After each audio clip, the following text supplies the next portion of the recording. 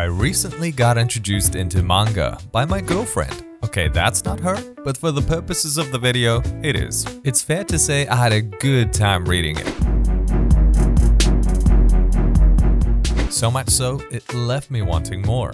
So I decided it is time for a manga haul. Not knowing where to begin, I did what most people would do, get researching on the web.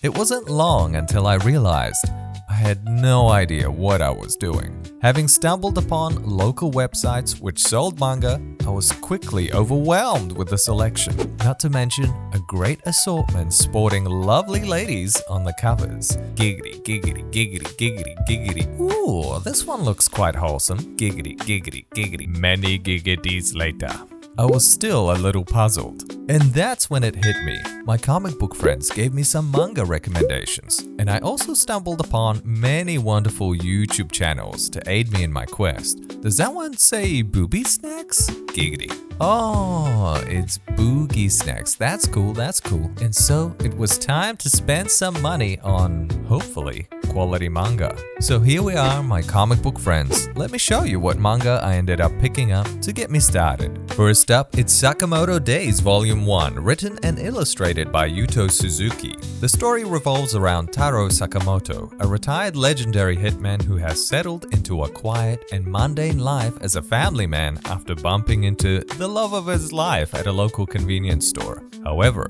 his peaceful life is disrupted when former enemies and colleagues from his hitman days come seeking revenge. The manga commenced in November of 2020 and also looks like a fun balance of action and lighthearted comedy. No Gun's life is about a dude who has a gun for a head? That's crazy.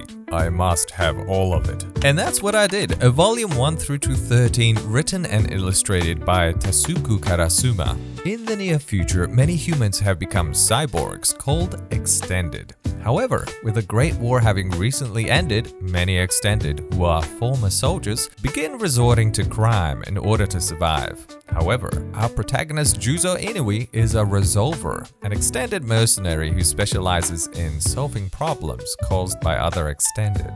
Black Lagoon managed to pick up Volume 1 and 3 in the wild. My girlfriend was kind enough to join me on an adventure strolling around the bookshops of Perth in Australia. We visited stores like QBD and Dimmicks.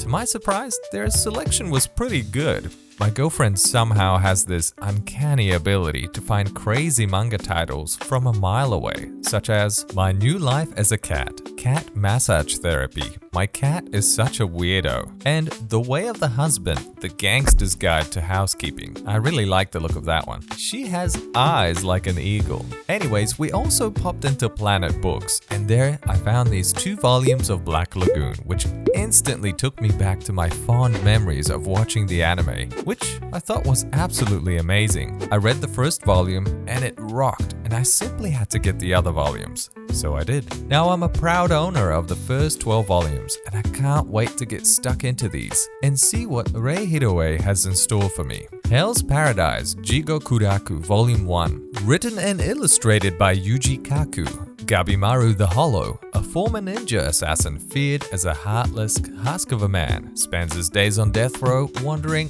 when an executioner skilled enough to so much as harm him will arrive, as he thinks nothing of seeing an end to his meaningless existence. Or so he thought. This one caught my eye with its art style as much as its premise. I have high hopes for this one. Alice in Borderland Volume 1. Alice Ryohei will leave high school soon, but he's trying to avoid thinking about his future. Late one night, when he's hanging out with his tough friend Karube and his silly, girl-crazy friend Chota, they see fireworks. After one blindingly bright explosion, they find themselves waking up in a different world. In this Borderland, people are forced to either participate in potentially deadly games or simply die. Written and illustrated by Haro Aso. The premise sounds super cool, and my partner introduced me to the Netflix series based on this manga. The first episode was very impressive and suspenseful. Full Metal Alchemist Volume 1, the Full Metal Edition. One of my all-time favorite animes, and I don't think it needs too much of an introduction, but just in case you are not familiar with it, this is a story surrounding alchemy, the mystical power to alter the natural world. Something between magic, art, and science. When two brothers, Edward and Alphonse Elric, dabbled in this power to grant their dearest wish, one of them lost an arm and a leg, and the other became nothing but a soul locked into a body of living steel. Now Edward is an agent of the government, a slave of the military alchemical complex, using his unique powers to obey orders, even to kill. And in the pursuit of the ultimate alchemical treasure, the Philosopher's Stone, their enemies are even more ruthless than they are. Written and illustrated by Hiromu Arakawa. Initial D the Omnibus Volume 1, written and illustrated by Shuichi Shigeno. Simply had to pick this one up, as it's meant to be the OG manga of Japanese street racing. Gotta say something though, the interior art cracks me up. Some of the character facial expressions, well, they look like they ate a special brownie. Or two. Origin Volume 1 through to 3 by Boichi. I recall seeing this mangaka's art somewhere on one of the many wonderful YouTube channels I checked out, and I was simply taken aback. Not only is this artwork crazy cool looking in Origin, but it's sci-fi themed, and I absolutely love all things sci-fi. Blam or Blame, Volume 1 The Master Edition by Tsutomu Nihei. I won't lie, the cover simply spoke to me, and I heard good things about this sci-fi tale. It has this bleak but also mysterious look at the same time, so I'm feeling the vibes it's giving off. Chojin X Volume 1, written by Sui Ishida, who produced Tokyo Ghoul, which I hear the manga is killer, but in contrast, the anime was seen as a poor adaptation. When an airplane goes down in a plume of black smoke near the city, best friends Tokyo and Azuma join the volunteer search and rescue team. But instead of a wreck of twisted metal, they discover that the plane suffered minimal damage and that over 200 of the passengers are still alive. With their services no longer needed, the friends head for home, but on the way, they run into an old enemy who has picked up some bizarre new powers and an obsession with destroying them. Now, Tokyo and Azuma only have one chance to make it out alive by becoming the superpowered creatures known as Chojin. Berserk Deluxe Volume 2 by you-know-who, Kentaro Miura and Mori Koji. Of course, this was going to be here. It's what sparked this whole curiosity. And my girlfriend was lovely enough to also get me Volume 3 and 4 because it was my birthday. And she is simply the best. Hellsing Deluxe Volume 1, written and illustrated by Koto Hirano. Dark Horse doing some simply gorgeous things with the manga format. And this is about vampires, so I'm all up for this. Walking into this one pretty blind. Vinland Saga Deluxe Volume 1, written and illustrated by Makoto Yukimura. I believe this is up there in quality with Berserk and Vagabond. And it's about Vikings, right?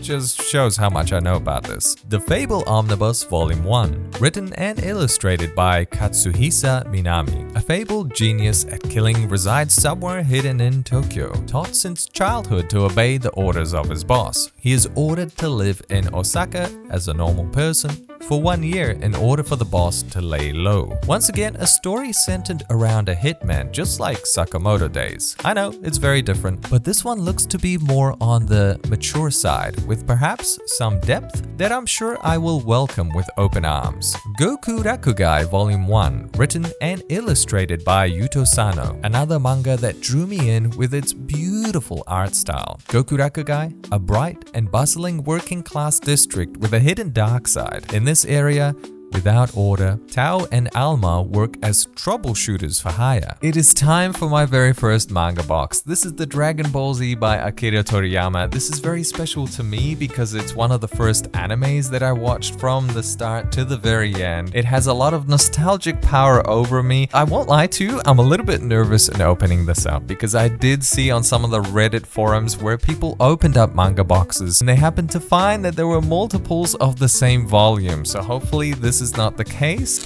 Oh man, that Velcro is pretty intense. So there you have it, all 26 volumes. Thankfully, there are no duplicates, which is a nice sigh of relief. Wow, it's just crazy to look at them all consecutively. That is a lot of manga to get through. I think that's like 5,500 pages. Just grabbing a random volume here, number 13. Man, this is so like tiny and compact. And I love that they have like a read this way sign on there. Thanks for that for us Western readers. Wow, man, this is exactly like the anime. Holy smokes. It's so lovely to look at. Oh man, nostalgia coming back in droves. This is lovely. Leaves me a little bit speechless as well. Wow. On to the next one. Chainsaw Man, the manga box, the first 11 volumes. My partner and I recently got through the first season of the anime. We loved it. The animation style was so fluid and so gorgeous. It was an absolute blast to check it out. So I figured, you know what? I really want to know more about this. I want to get stuck into the story, and what better way to do it than to get a manga box, which is, you know, absolute value for money. That lovely unveiling. Let's hear that lovely Velcro sound. My goodness, it's almost deafening. And look at that, no duplicates. Hooray! How this art style compares to the anime, because the anime is just drop dead gorgeous.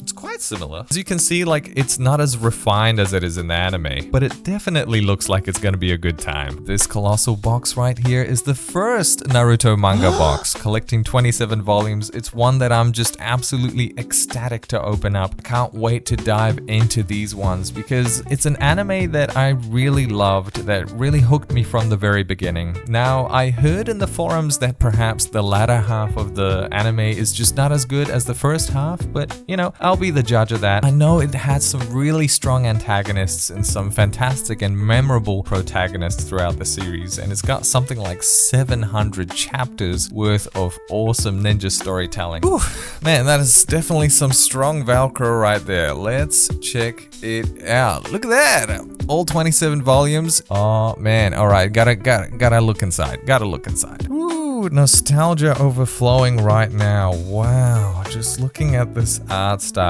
Oh my god. This is actually gorgeous. Look at that, guys. It's got the hand gestures and everything. This is just phenomenal. This takes me back. Gorgeous.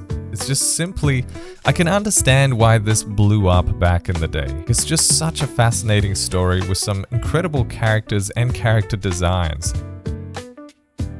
Sorry, I'm just really taking it all in. The spines of all the volumes, they just look so brilliant. I'm gonna give you some deep dives about my first impressions or the early impressions of some of these new manga that I'm trying out. Thank you so much for taking the time to watch this video, and I will catch you soon.